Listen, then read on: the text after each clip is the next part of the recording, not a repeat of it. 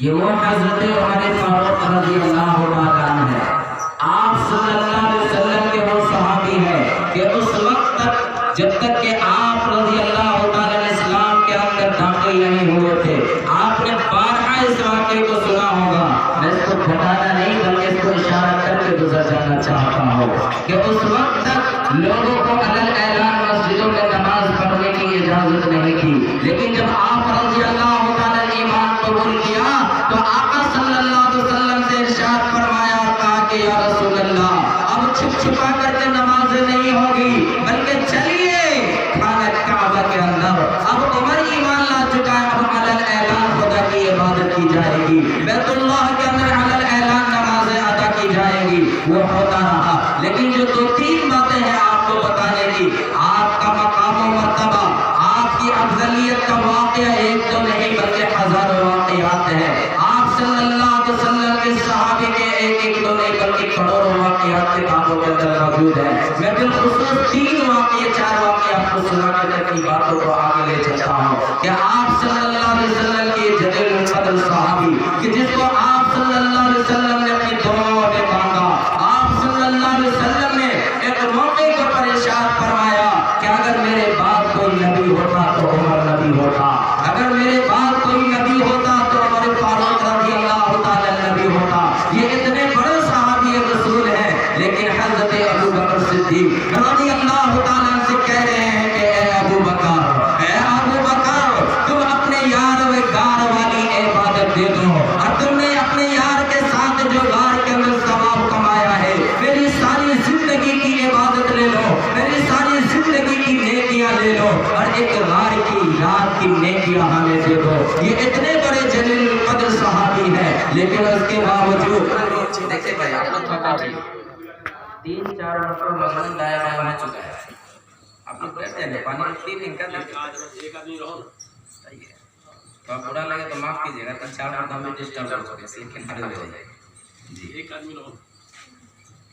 تو آپ رضی اللہ تعالیٰ اتنے بڑے جلیل القدر صحابی کہ آپ صلی اللہ علیہ وسلم نے ارشاد فرمایا یغفر الشیطان من ذل عمر کہ یہ عمر رضی اللہ تعالیٰ کی ذات وہ ہے کہ جس کے سائے کو دیکھ کر کے شیطان بھی بھاگ جاتا ہے, جس کے سائے کو دیکھ کر کے شیطان بھی بھاگ جاتا ہے. آپ قربان جائیے اور آپ اپنی نئی نسلوں کو پڑھائیے اور خود بھی پڑھیے کتابوں کو, آپ کو پتا چلے گا یہ خدا کا احسان ہی نہیں بلکہ خدا کا بہت بڑا احسان ہے کہ اللہ تبارک و تعالیٰ نے اسلام کے اندر ایک عمر نصیب فرمایا ہے ہمیں آپ کو کہ غیروں نے بھی اس کو تسلیم کیا کہ اگر اس شریعت کو اور اسلام کو اور مسلمانوں کو ایک عمر اگر اور مل جاتا تو ساری دنیا کے اندر مسلمانوں کی حکومت ہوتی اور ساری دنیا کے اندر مسلمان آباد ہوتے. آپ کو جب حکومت ملی, آپ کو جب سلطنت ملی, آپ جب امیر بنائے گئے, آپ جب خلیفۃ المسلمین بنائے گئے, آپ کے عدل و انصاف کا یہ عالم تھا کہ آپ کے وارڈ ممبر کو بھی سننے کی ضرورت ہے, ایک چودھری کو بھی سننے کی ضرورت ہے اور ہر اس فرد کو سننے کی ضرورت ہے جو خواہ مخواہ کے محلوں کے اندر اپنی چودراہٹ کو بڑھانا کرتے ہیں, جو خواہ مخواہ کی جو اپنی سلطنت کا روب دوسرا غریبوں کو ظلم میں چھاڑ دیا کرتے ہیں, ان کو بھی سننے کی ضرورت ہے. جس کو اللہ تبارک تعالیٰ نے تخت و تاج عنایت کیا ہے کہ آؤ اور دیکھو اگر عدالت کیا جائے, اگر فیصلے کیے جائیں, اگر انصاف کیا جائے تو آؤ عمر کے دربار میں پڑھو اس کی کتابوں کو اور کرو ویسے ہی عدالت کے فیصلے کہ جس طریقے سے سیدنا حضرت عمر فاروق رضی اللہ تعالیٰ نے کیا کہ حضرت عمر فاروق رضی اللہ تعالیٰ کی حکومت صرف انسانوں پر ہی نہیں بلکہ آپ کی حکومت ہواؤں پر بھی تھی. کہیے سبحان اللہ. آپ کی حکومت آگ پر بھی تھی, آپ کی حکومت پانیوں پر بھی تھی, آپ کی حکومت مٹی پر بھی تھی. کیسے تھی اس کو اب سنیے. آپ کی حکومت پانی پر اس طرح سے تھی کہ جب 22 لاکھ مربع میل کے فاتح بن گئے اور آپ کی حکومت جو مشرق سے مغرب تک پھیل گئی, مصر کے بادشاہ نے آپ کو خط لکھا کہ اے حضرت امیر المومنین, اے خلیفۃ المسلمین, دریائے نیل کا پانی سوکھنے جا رہا ہے, دریائے نیل کا پانی سوکھتا جا رہا ہے اور یہ زمانے جاہلیت سے رسم و رواج چلی آ رہی ہے کہ ایک جو محلے کے اندر سب سے خوبصورت لڑکی ہوتی ہے اس کو نہلا کر دھلا کر اچھے کپڑے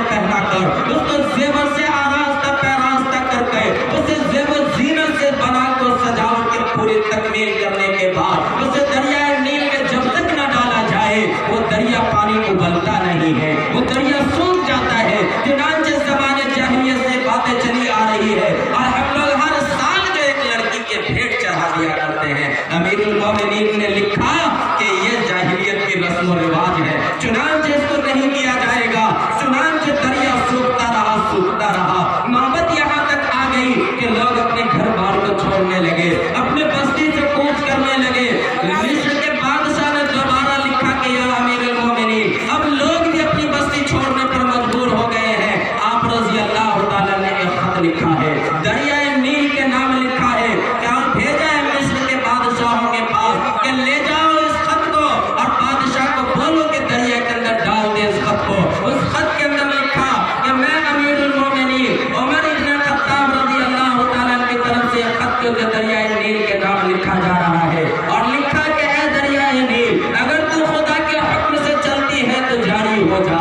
اگر تو خدا کے حکم سے چلتی ہے تو جاری ہو جا, اور اگر تو بھیٹ چڑھانے سے چلتی ہے تو میں خدا سے دعا کروں گا کہ خدا تجھے جاری کر دے. چنانچہ حضرت عمر فاروق رضی اللہ تعالیٰ کے خط کو دریائے نیل میں ڈالا گیا, اور وہ دریائے نیل ابل پڑا جو آج بھی ابل رہا ہے, اور انشاءاللہ تا قیامت ابلتا رہے گا. یہ ہے آپ کی پانی پر حکومت, آپ کی آگ پر حکومت. صحابی نے کہا کہ اے امیر المومنین, ایک آگ بڑھتا آ رہا ہے, مدینہ کو اپنی چپیٹ میں لینے والا ہے. ہو سکتا ہے کہ چند دنوں کے اندر مدینہ کو اپنے گھیرے کے اندر لے لے اور مدینہ آگ کی نظر ہو جائے. حضرت تمیم داری رضی اللہ تعالیٰ عنہ ہے, آپ رضی اللہ تعالیٰ نے اپنی چادر اتاری اور حضرت تمیم داری کو دیا اور فرمایا کہ لے جاؤ اس چادر پر, اس طریقے سے اس کو اجھلتے رہنا, ہانکتے رہنا. جیسے جیسے ہانکتے جاؤ گے آگ پیچھے ہٹتی چلی جائے گی. چنانچہ حضرت تمیم داری رضی اللہ تعالیٰ عنہ ہے کہ آپ رضی اللہ تعالیٰ کے چادر کو لیا اور آگ کو جھونکا دینے لگے, آگ پیچھے ہٹتی چلی گئی. یہ آپ کی آگ پر حکومت, آپ کی ہواؤں پر حکومت. یہاں پر عالم دین بیٹھے ہیں, آپ ان سے پوچھیں, وہ آپ کو بتائیں گے کہ مسجد نبوی کے اندر منبر رسول صلی اللہ علیہ وسلم کے اوپر کھڑے ہو کر کے جمعہ کا خطبہ دے رہے ہیں آپ رضی اللہ تعالیٰ, اور آپ جو خطبہ دے رہے ہیں درمیان خطبہ میں ارشاد فرمایا کہا یا ساریۃ الجبل, کہ اے پہاڑ والے, اے جنگ لڑنے والے, ایک مہینہ کی مسافت کے اوپر وہ جنگ ہو رہا ہے. مقام نحامند ہے اس جگہ کا نام, وہاں جنگ ہو رہا ہے کہ اگر مدینہ سے چل کر کے جایا جائے تو ایک مہینہ کی مسافت طے کرنی پڑے گی. چنانچہ آپ نے خطبہ کے درمیان فرمایا یا ساریۃ الجبل. آپ کی آواز ان مجاہدین اسلام کے کان سے ٹکرائی, وہ پہاڑوں کے اوپر کھڑے ہو گئے. ایک مہینے کے بعد وہاں سے قاصد آیا ہے آپ رضی اللہ تعالیٰ کے دربار میں, اور فرمایا کہ اس جنگ کو جیت لیا گیا. آپ نے پوچھا کہ اس جنگ کو جیتنے کی نوبت کیا آئی, اس کی صورتحال کیا ہے, ماجرا کو پیش کرو. تو انہوں نے کہا کہ ہم لوگ جب پہاڑ کو چھوڑ رہے تھے, پہاڑ سے نیچے اتر رہے تھے, درمیان میں اور اس وقت میں ایک آواز ٹکرائی حضرت عمر فاروق کے, جس وقت کے مسجد نبوی میں خطبہ ہو رہا تھا, اسی وقت میں جو ایک آواز ٹکرائی یا ساریۃ الجبل. تو جیسے ہی حضرت عمر فاروق رضی اللہ تعالیٰ کی آواز ٹکرائی, ہم لوگ پہاڑ پر کھڑے ہو گئے اور پہاڑ کو اپنے پشت پر لے لیا. چنانچہ دشمن پیچھے سے حملہ نہ کر سکا. تو یہ آپ کی ہواؤں پر حکومت, کہ آپ کی آواز کے مہینے کی مسافت پہ لے جا کر کے پہنچا دیا. اور آخری واقعہ جو زمین پر ہے, اس کو مورخین نے مفسرین نے کئی زاویے سے پیش کیا ہے, لیکن غالباً اس واقعے کو پہلی بار یا شاید سن چکے ہوں گے کہ ایک باندی ہے, اس کا تیل زمین کے اوپر گر جاتا ہے, اس نے رونے کی آواز بنائی اور وہ رو رہی ہے وہ باندی. آپ نے پوچھا کہ اے باندی کیوں رو رہی ہو؟ فرمایا کہ ہماری مالکہ بڑی ظالم و ظالم ہے اور یہ تیل گر گیا ہے, اگر میں تیل کو لیے بغیر چلی گئی تو ہماری مالکہ ہماری خیریت کو بگاڑ دے گی, اور میں صحیح سالم نہیں بلکہ وہ بہت کٹائی اور پٹائی کرے گی. حضرت عمر فاروق نے جو آواز لگائی زمین کو, اس کو سنو سرزمین دبائی کے کوئی اور مسلمان اور نوجوان ہو. آپ رضی اللہ تعالیٰ نے کہا کہ اے زمین, کیا عمر نے تیری پشت کے اوپر عدل نہیں کیا؟ اے زمین, کیا عمر نے تیری پشت کے اوپر انصاف نہیں کیا؟ اوپر کوئی ظلم کیا اے زمین تو اس باندی کے تیل کو واپس کر دے۔ چنانچہ جیسے ہی زمین نے حضرت عمر فاروق رضی اللہ تعالیٰ کی آواز کو سنا وہ تیل کو باہر نکال دیا۔ آپ نماز کے تعلق سے اللہ علیہ وسلم کو خوب سنو گے، لیکن یہ دیکھ اور وہ تیل کو لے کر واپس جاتے ہیں۔ تو آپ رضی اللہ تعالیٰ کی حکومت کا عالم، آپ کی شان کا عالم یہ ہے کہ ہواؤں پہ حکومت، آپ کی جاہ و جلال کا عالم یہ ہے کہ ایک مہینے کی مسافت کے اوپر ہواؤں پہ حکومت، آگ پر حکومت، سمندر پہ حکومت، زمین پر حکومت، لیکن اس کے باوجود آپ رضی اللہ تعالیٰ نے جو دعا کی تھی آپ کو وہ واقعہ بھی یاد رکھنی چاہیے۔ حضرت مغیرہ رضی اللہ تعالیٰ نے آپ رضی اللہ تعالیٰ کے جو بے شمار اور ہزاروں واقعات ہیں آپ کی عدالت کے اندر، آج ہم اپنی گاڑیوں کا ٹیکس ادا کرتے ہیں، سڑکوں پہ چلتے ہیں تو اس کا ٹیکس ادا کرتے ہیں۔ آپ رضی اللہ تعالیٰ کی حکومت کا عالم یہ تھا کہ آپ رضی اللہ تعالیٰ نے جو ہے یہودیوں کے اوپر جزیہ اور ٹیکس لگایا تھا۔ دیکھا ایک برا آدمی ہے، ایک برا شخص ہے جو سڑکوں کے اوپر نکل کے بھیک مانگ رہا ہے۔ آپ نے بلایا اور پوچھا کہ بھائی تو بھیک کیوں مانگ رہے ہو؟ اس لیے کہ آپ نے عدالت کا وہ نظام چلایا تھا کہ آپ کے زمانے کے اندر کوئی بھیک مانگنے والا نہیں تھا۔ کہا اس نے کہ میں یہودی ہوں اس لیے میں بھیک مانگ رہا ہوں۔ کیا تم ٹیکس نہیں دیتے؟ کیا تمہارے پاس پیسے نہیں ہیں؟ کہا پیسے بھی ہیں، میں ٹیکس بھی دیتا ہوں، لیکن اب میں بوڑھا ہو گیا، میں کما نہیں سکتا، چنانچہ ٹیکس دینے کے لیے ہمیں بھیک مانگنا ہوگا۔ آپ رضی اللہ تعالیٰ نے واپس آئے اور اپنے اراکین مجلس کو بلایا اور اس کے بعد کہا کہ ایسا ایسا واقعہ پیش آیا کہ ایک برا فرد ٹیکس دینے کے لیے بھیک مانگ رہا تھا۔ آپ نے یہ حکم صادر فرمایا کہ جو بڑھاپے کی عمر کو پہنچ جائے اس کا ٹیکس معاف کر دیا جاتا ہے۔ آج آپ قبر میں چلے جائیں لیکن آج کی حکومت آپ کو ٹیکس کو معاف نہیں کرے گی۔ جی تو آپ نے بڑھاپے کی عمر والے کو ٹیکس معاف کیا۔ آپ رضی اللہ تعالیٰ نے اور یہ مجوسی ابو لولو اس نے ایک چال چلی تھی آپ کو شہید کرنے کے لیے، اور وہ چال یہ تھا کہ انہوں نے آپ رضی اللہ تعالیٰ سے شکایت کی کہ حضرت مغیرہ ہم سے زیادہ ٹیکس وصول کرتا ہے، اور یہ جھوٹی شکایت کی، اور یہ تو چاہتے ہی نہیں تھے کہ کوئی یہودی مدینہ کے اندر آ جائے، لیکن حضرت مغیرہ رضی اللہ تعالیٰ نے آپ سے کہا کہ یا امیر المومنین یہ لولو جو ہے لولو یہ جو ہے بہت اچھا چکی کوٹتا ہے۔ چنانچہ آپ نے کہا یعنی آپ رضی اللہ تعالیٰ نے سے کہا کہ بھائی تم چکی بناتے ہو تو ایک چکی ہمارے لیے بھی کوٹ۔ جو جواب دیا اس کو سنیے اور آج کی حکومت کا موازنہ کیجیے۔ انہوں نے کہا کہ کوئی بات نہیں ہے، ایسی چکی بناؤں گا آپ کے لیے، ایسی چکی تیار کروں گا آپ کے لیے، ایسی چکی کوٹوں گا آپ کے لیے کہ جس کی شہرت مشرق و مغرب میں ہو جائے۔ جی آپ رضی اللہ تعالیٰ نے صحابہ سے کہا جو آپ کے ساتھی وہاں پہ بیٹھے ہوئے تھے کہ دیکھا اس نے کیا کہا؟ اس نے ہمیں موت کی دھمکی دی ہے۔ جی اس نے جو کہا کہ ایسی چکی آپ کے لیے تیار کروں گا کہ جس کی مشرق و مغرب کے اندر شہرت ہوگی، چنانچہ اس نے ہمیں موت کی دھمکی دی ہے۔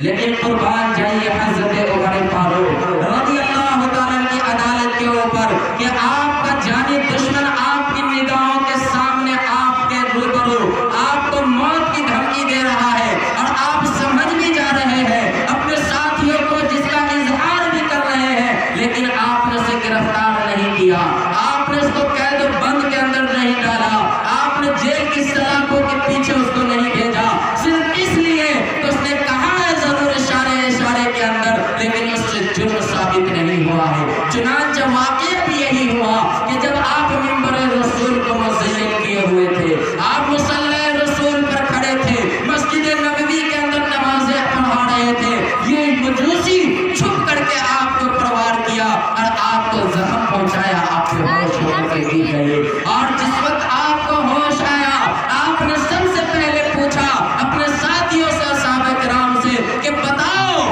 ہمیں کس نے نیزہ مارا ہے، بتاؤ ہمیں کس نے زخمی کیا ہے؟ کہا گیا کہ آپ کو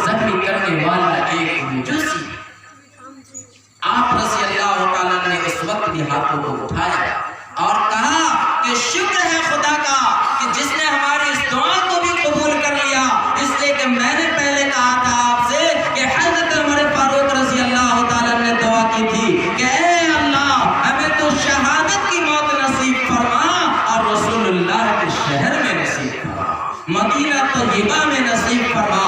چنانچہ شکر ہے کہ کسی مسلم نے ہم پر وار نہیں کیا، بلکہ مجوسی نے ہم پر وار کیا اور مدینہ طیبہ کے اندر وار کیا، چنانچہ آپ اس زخم کی تاب نہ لا سکے اور اس کے بعد آپ اپنی جان کو جان آخری کے حوالے کر رہے ہیں۔ اور آپ یہ شہادت کے مقام کو بھی پہنچے۔ آپ کا یہ مقام مرتبہ ہے، بے شمار مقام و مرتبہ ہے۔ آپ صلی اللہ علیہ وسلم نے ایک مرتبہ خواب دیکھا۔ آپ لوگ خواب بہت دیکھتے ہیں، لیکن ہم لوگ جو خواب دیکھتے ہیں وہ کچھ پٹانگ دیکھتے ہیں، دیکھنے کو کچھ اور دکھا جاتا ہے کچھ۔ اس مرتبہ بڑا عجیب و غریب واقعہ ہو گیا، اور یہ تو ہمارے علاقے کے اندر بڑے پیری مریدی کا جو ہے ماحول چلتا ہے۔ سنیے واقعہ کہ ایک پیر صاحب کے مرید نے خواب دیکھا، ایک پیر صاحب کے مرید نے خواب دیکھا اور کہا حضرت میں نے خواب دیکھا ہے۔ فرمایا کہ بتاؤ کیا خواب دیکھا ہے؟ کہا کہ حضرت میں نے خواب دیکھا ہے کہ ہمارے ایک انگلی سے پیشاب نکل رہا ہے۔ کہا لا حول ولا قوت، تم لوگ دنیا دار ہو تو یہ نہیں دیکھے گا تو اور کیا دیکھے گا؟ کہا حضرت ابھی آپ خواب پورا نہیں ہو، آپ تعبیر بتا رہے ہیں، عجیب معاملہ ہے، ابھی اور تو سنیے۔ اچھا کوئی بات نہیں، دوسرا بتاؤ۔ کہا حضرت میں نے دوسری انگلی سے دیکھا کہ ہمارے پخانہ نکل رہا ہے۔ کہا لا حول ولا قوت، تم لوگ دنیا دار ہیں، یہی دیکھو گے تو اور کیا دیکھو گے؟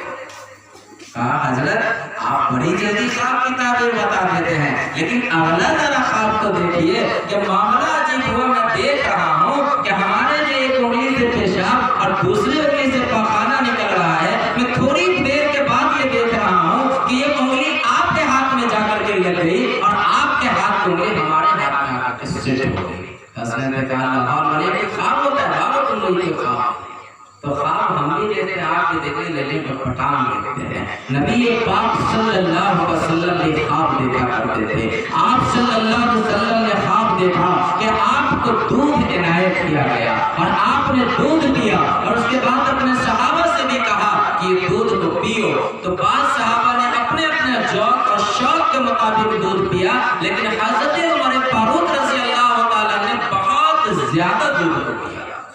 آپ سے صحابہ نے پوچھا کہ یا رسول اللہ اس کی خواب کیا ہے؟ سنیے خواب کی تعبیر۔ فرمایا کہ دودھ کا مطلب ہے العلم، یعنی علم ہے، علم کا حاصل کرنا۔ مطلب یہ ہے کہ ہر صحابہ کرام اپنے اپنے علم کے اندر پختہ ہوں گے، لیکن جو حضرت عمر فاروق رضی اللہ تعالیٰ کا علم ہوگا وہ بہت زیادہ پختہ علم ہوگا، اور اس کے علم کا کوئی مقابلہ نہیں ہوگا۔ ایک مرتبہ آپ صلی اللہ علیہ وسلم نے خواب کے اندر دیکھا کہ صحابہ کرام جو ہے آ رہے ہیں آپ کی مجلسوں کے اندر، لیکن حضرت عمر فاروق رضی اللہ تعالیٰ جو آ رہے ہیں تو آپ کی چادر زمین سے گھسٹتی جا رہی ہے، اور زمین سے گھسٹ کر اس کے بعد آپ آ رہے ہیں۔ آپ سے پوچھا کہ یا رسول اللہ بتائیے آپ کیا ہوگا؟ تو فرمایا کہ زمین سے جو چادر گھسٹ کر کے حضرت عمر فاروق آ رہے ہیں، اس کا مطلب یہ ہے کہ حضرت عمر فاروق رضی اللہ تعالیٰ کا دین کامل اور مکمل۔ آپ نے ایک مرتبہ دیکھا اور فرمایا، خواب کے اندر دیکھا، اس کے بعد فرمایا کہ حضرت عمر فاروق رضی اللہ تعالیٰ دین کے لیے ایک باب ہے، ایک دروازہ ہے، اور اس دین کے دروازے کو توڑا جا رہا ہے، کھولا نہیں جا رہا، سنیں، کھولا نہیں توڑا جا رہا ہے۔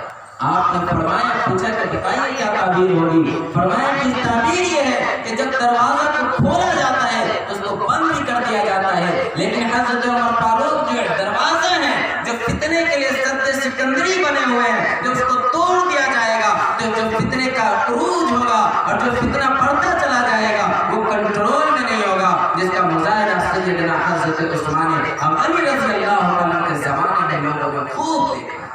یہ حضرت عمر فاروق کی جو فضیلت ہے، حضرت عثمان غنی رضی اللہ تعالیٰ کی بھی بڑی فضیلت ہے۔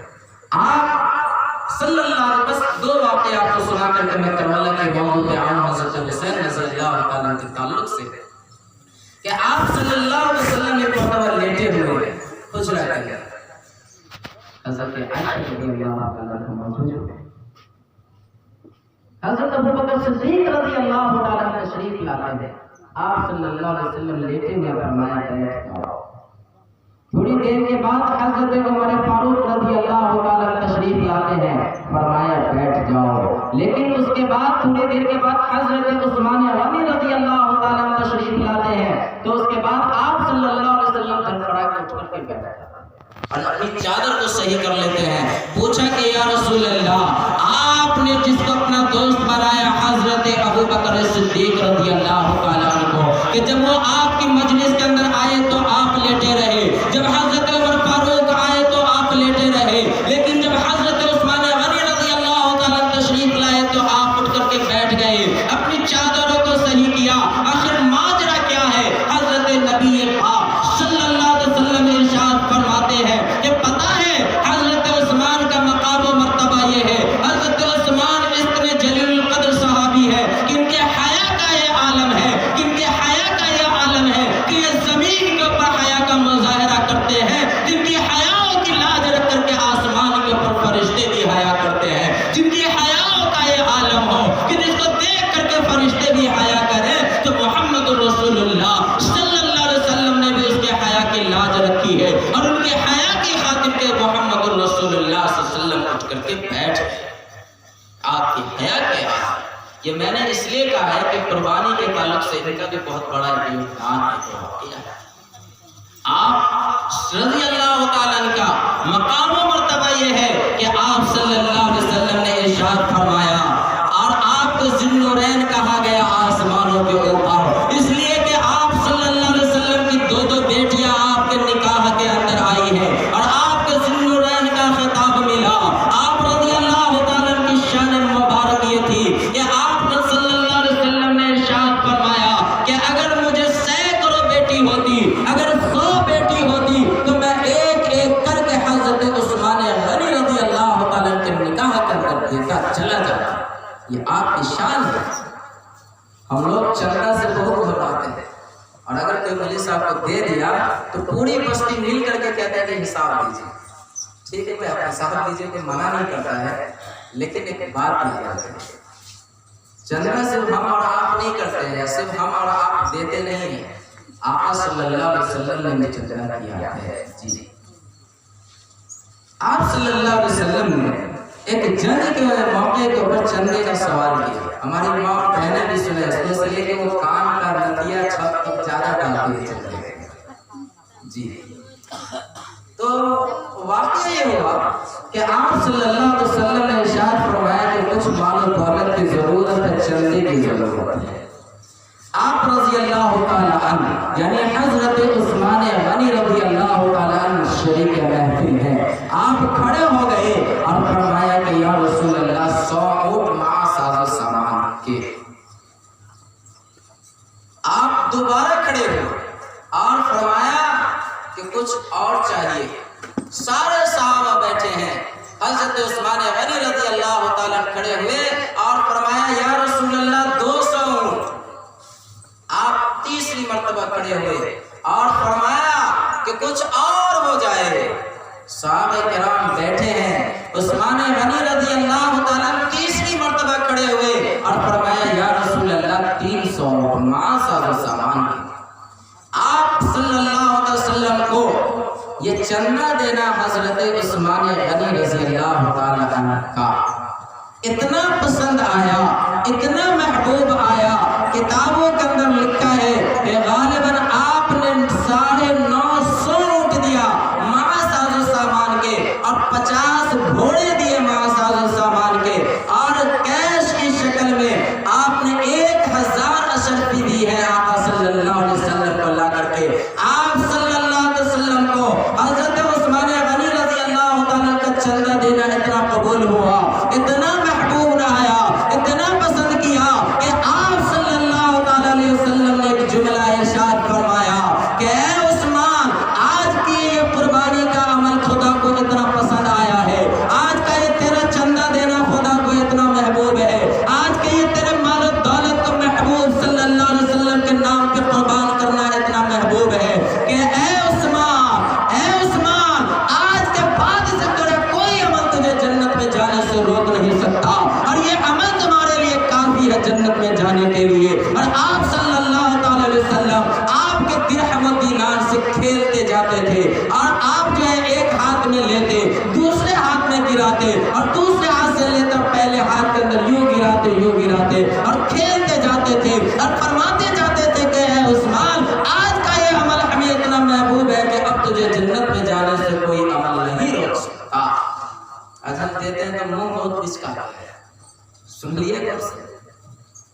مدینہ کی وادی ہے، سارے لوگ موجود ہیں، صرف ایک کنواں ہے۔ بہت سنتے ہیں 40 روز پیاسے تھے، 40 روز پیاسے تھے، سنے ہیں نا بھائی؟ حضرت عثمان غنی رضی اللہ عنہ، ایک کنواں ہے صرف میٹھے چشمے کا، صرف ایک میٹھے پانی کا، اور وہ بھی یہودی کا، جو یہودی مسلمانوں کو پانی نہیں لینے دیتا، اور اگر لینے دیا تو پھر اپنے من کے مطابق، اپنے مرضی کے مطابق اس کے دام رکھے ہوا ہے۔ یہ مسلمان جو غریب تھے، جو مکہ کو چھوڑ کر کے آئے تھے، جنہوں نے اپنے بیویوں کو کسی نے چھوڑا مکے میں، کسی نے اپنے بیٹیوں کو چھوڑا مکے میں، کسی نے اپنے بیٹوں کو چھوڑا مکے میں، کسی نے اپنی زمین و جائیداد کو چھوڑا مکے میں، صرف لے کر کے آئے تھے مدینہ کے اندر تو حب رسول کو لے کر کے آئے تھے، محبت رسول کو لے کر کے آئے تھے، اور آقا صلی اللہ علیہ وسلم کی محبت ان کے سینے کے اندر تھی، جن کو لے کر کے وہ مدینہ آئے تھے، اور باقی ساری چیزوں کو وہ مکہ میں چھوڑ کر کے آئے تھے۔ آخر وہ کیسے اتنا مہنگا پانی خرید سکتے؟ آپ کے سامنے شکایت کی گئی کہ یا رسول اللہ، صرف ایک کنواں ہے، مسلمان پیاسے ہیں، اس کو پانی میسر نہیں ہے، وہ مہنگا پانی نہیں خرید پا رہے ہیں۔ آقا صلی اللہ علیہ وسلم نے کہا لوگوں سے، کہا ہے کوئی جو مسلمانوں کے لیے اس کنویں کو وقف کر دے، خرید، جو مسلمانوں کے لیے پانی پینے کا انتظام کر دے؟ کوئی اور نہیں بلکہ سیدنا حضرت عثمان غنی رضی اللہ تعالیٰ عنہ جو کھڑے ہوئے اور فرمایا یا رسول اللہ، میں وقف کروں گا اس کنویں کو، میں وقف کروں گا اس کنویں کو۔ چنانچہ سیدنا حضرت عثمان غنی رضی اللہ تعالیٰ عنہ جو ہے اس کنویں کو خریدا اور یہودی کی منہ مانگی قیمت دے کر خریدا۔ جتنی اس نے قیمت دی بتائی اتنی قیمتیں ادا کی ہیں حضرت عثمان غنی رضی اللہ تعالیٰ نے، لیکن آپ صلی اللہ علیہ وسلم نے فرمایا تھا اور خواب کے اندر یہ دیکھ کر کے فرمایا تھا سارے صحابہ کی فضیلتوں کو، اور اسی میں حضرت عثمان غنی رضی اللہ تعالیٰ سے کہا تھا عثمان تمہارے ساتھ زیادتی کی جائے گی، اے عثمان تمہارے ساتھ جو ہے کہ زیادتی کا سلوک کیا جائے گا، اے عثمان تم اپنے جو لباس پر نہیں اتارنا۔ مفسرین نے لکھا ہے کہ تمہارے سے لباس تمہاری زبردستی چھیننے کی کوشش کی جائے گی، چنانچہ تم جب تک زندہ رہنا اپنے لباس کو مت اتارنا۔ مفسرین نے لکھا ہے کہ اس سے آپ کی خلافت تھی، لوگوں نے چھینا تھا آپ سے آپ کی خلافت کو، لوگوں نے غصب کرنا چاہا تھا آپ سے آپ کی خلافت کو، لیکن حضرت عثمان غنی رضی اللہ تعالیٰ نے ہے کہ آپ رضی اللہ تعالیٰ نے اپنے لباس کو نہیں اتارا، اور وہی کنواں جس کو لے کر کے سارے مدینہ کی وادیوں کے لیے وقف کیا، اور آپ نے ایسا وقف کیا کسی مسلمان ہی نہیں بلکہ غیر مسلم یہودی بھی اس پانی سے اس کنویں سے پانی پیتے رہے۔ لیکن قربان جائیے کہ آپ رضی اللہ تعالیٰ کو اسی پانی کا، اسی کنویں کا ایک قطرہ پانی نصیب نہیں ہوا، اور آپ رضی اللہ تعالیٰ کو بلوائیوں نے 40 روز تک ان کے گھروں کے اندر قید کر دیا، اور 40 روز تک گھروں کے اندر قید رہے۔ آپ رضی اللہ تعالیٰ نے جو جملہ ارشاد فرمایا تھا، اے مسلمانوں اس جملہ کو بولتے ہوئے بھی درد ہوتا ہے اور سنتے ہوئے بھی درد ہوگا۔ آپ نے فرمایا تھا مسلمانوں کو مخاطب کر کے اور ان ظالموں کو مخاطب کر کے کہ کیا میں وہی ذات نہیں ہوں، کیا میں وہی ذات نہیں ہوں جس کے لیے آپ نے فرمایا تھا کہ اگر ہمیں اور بیٹیاں ہوتی تھی میں ان کو نکاح دے دیتے؟ لوگوں نے کہا جی، کیا میں وہ نہیں ہوں کہ جب آقا صلی اللہ علیہ وسلم کو مال و دولت کی ضرورت پڑی تو عثمان نے اپنا اثاثہ قربان کیا؟ کیا میں وہی عثمان نہیں ہوں کہ جب مدینہ کے اندر پینے کا انتظام نہیں تھا تو اس کو لے کر کے عثمان نے وقف کیا؟ فرمایا جی آپ وہی ہیں۔ فرمایا کہ جس کنویں پر لے کر کے عثمان نے وقف کیا، آج اسی کنویں کے قطرہ پانی سے پینے کے لیے اسے محروم رکھا جا رہا ہے، کیا یہ ظلم نہیں؟ لیکن اس کے باوجود بلوائیوں نے آپ کو ایک قطرہ پانی نہیں پینے دیا، اور آپ جو 40 روز تک محصور رہے۔ لیکن قربان جائیے کہ جس وقت بھی آپ کی شہادت کا واقعہ پیش آیا، اور جس وقت آپ اپنی جان کو جانے آپ کے حوالے کیے، اس وقت بھی آپ قرآن مقدس کی تلاوت فرما رہے تھے، فَسَيَكْفِيكَهُمُ اللَّهُ، کہ کوئی بات نہیں ہے، اگر جان جاتی ہے چلی جائے، لیکن آج اللہ ہمارے لیے کافی ہے۔ اے مسلمانوں، شہدائے کربلا کے غم میں بیٹھے ہوئے نوجوانوں، آپ بتاؤ حضرت عمر کی موت اور شہادت کا واقعہ ہوا تو منبر اور مصلی رسول کا واقعہ اور وہ گواہی دینے کے لیے آئے گا۔ حضرت عثمان غنی رضی اللہ تعالیٰ کی شہادت کا واقعہ ہوا تو وہ قرآن کریم کی تلاوت کر رہے ہیں۔ ہمیں اور آپ کو اپنی موت کا انتظار کرنی چاہیے کہ جب ہماری اور آپ کی موت آئے اس وقت ہم اور آپ کیا کر رہے ہیں۔ لکھا ہے کتابوں کے اندر کہ جب حضرت حسین رضی اللہ تعالیٰ عنہ کو ظالموں نے شہید کیا اور آپ رضی اللہ تعالیٰ عنہ کو ظالموں نے جو دھوکہ دیا، بڑے لمبے واقعات آپ سنتے چلیں گے اور آپ کے سامنے بہت ساری گفتگو ابھی باقی ہے جو دیگر علماء کرام پیش کریں گے کہ لوگوں نے آپ کو دھوکہ دیا اور ایک دو نہیں بلکہ تقریباً 300 خطوط آئے ہیں اور 300 خطوط کے آنے کے بعد آپ نے جو ہے اپنے قافلوں کو لے کر کے جانے کا ارادہ کیا۔ لیکن اے لوگوں، جو پیغام ہے میں پورے واقعہ کو بتائے پہلے وہ پیغام آپ کے سامنے پیش کر کے اپنی گفتگو کو ختم کرنے کی کوشش کروں گا۔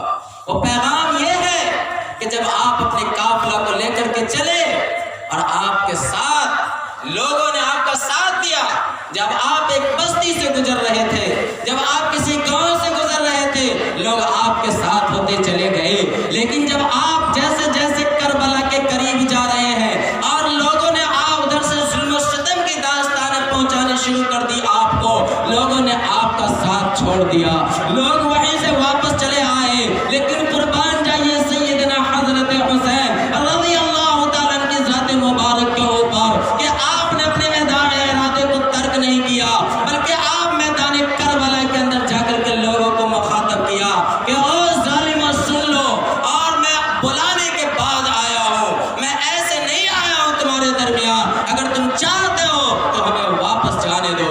لیکن ظالموں نے آپ کو جانے نہیں دیا، آپ کو گھیرا اور آپ کو گھیر کر کے آپ کو وار کیے، لیکن آپ نے جو خطبہ دیا اس کا جملہ سنیے۔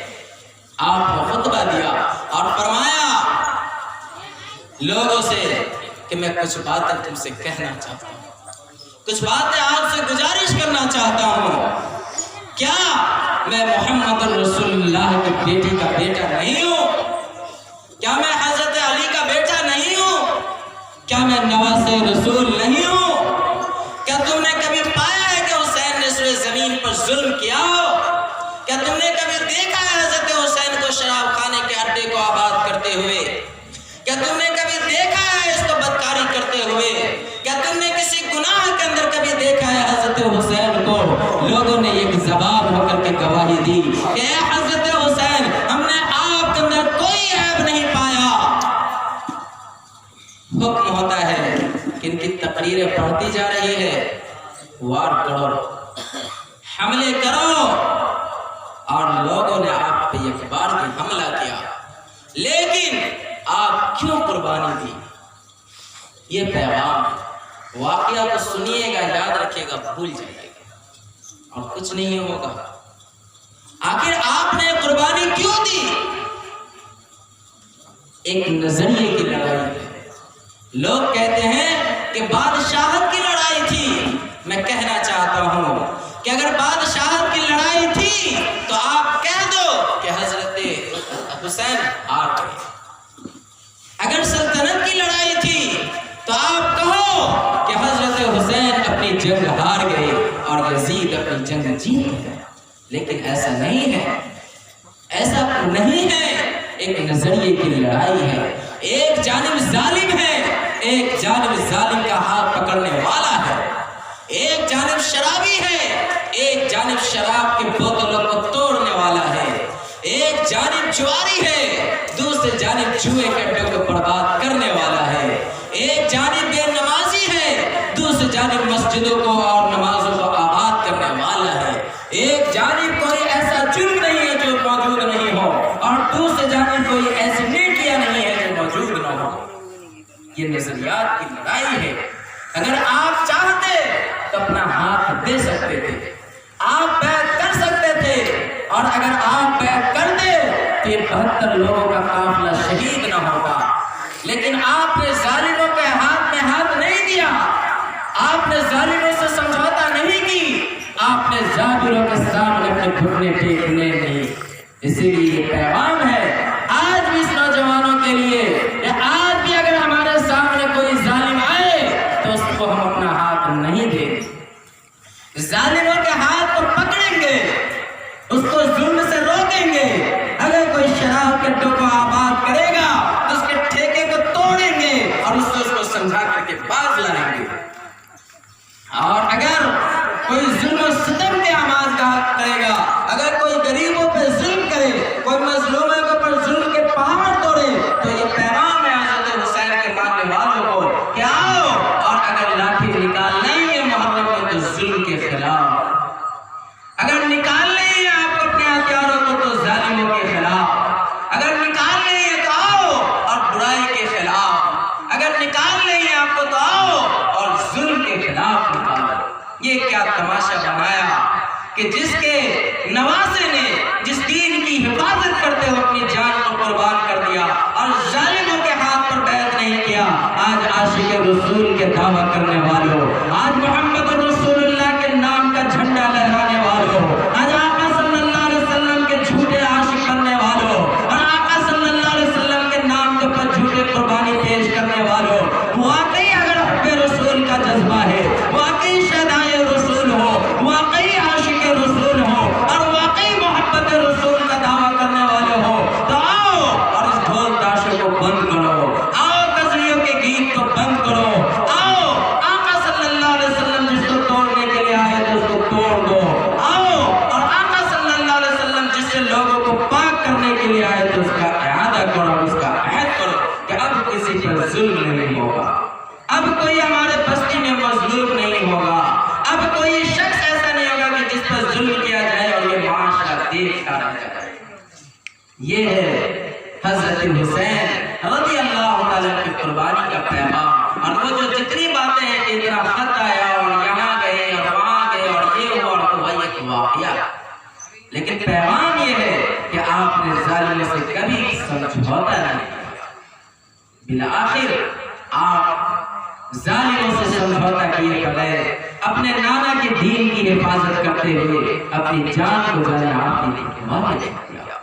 آپ کو پتہ ہے بے شمار شہادتیں ہیں اسلام کے اندر, لیکن جب آپ رضی اللہ تعالیٰ کی شہادت کا واقعہ ہوا, کتابوں کے اندر لکھا ہے کہ تقریباً 2-3 مہینے تک جب سورج نکلتا تو یوں لگتا تھا کہ در و دیوار پہ خون کو پوت دیا گیا ہے, خون کی پینٹنگ کر دی گئی ہے در و دیوار پر, اور یہ زمین و آسمان سے نم پڑے تھے حضرت حسین رضی اللہ تعالیٰ کی شہادت کے واقعے کو دیکھ کر کے نگاہوں سے. لیکن آج مسلمانوں کوئی ایسی بستی, کوئی ایسا علاقہ, کوئی ایسا معاشرہ نہیں ہے جہاں پہ ظلم و ستم کے پہاڑ نہ توڑے جاتے ہیں. ہم 10 روز پروگرام کر لیں, خوب تقریریں سن لیں, خوب آنسو بہا لیں, کیا اس سے حق ادا ہو جائے گا؟ بتائیے. اگر اس کا نام حق ادا ہوتا تو 10 روز نہیں 10 مہینے کیجیے اس طریقے کے پروگرام, لیکن اس سے حق ادا نہیں ہوگا. حق اس سے ادا ہوگا کہ آپ جس مشن کے لیے سیدنا حضرت حسین رضی اللہ تعالیٰ نے قربانی دی تھی, آپ بھی اسی مشن کو قربانی دیجیے. اور انہی چلنا تمام باتوں کو ختم کرتا ہوں. اللہ تعالیٰ ہمیں بھی اور آپ کو کہنے سے زیادہ توفیق نصیب فرمائے.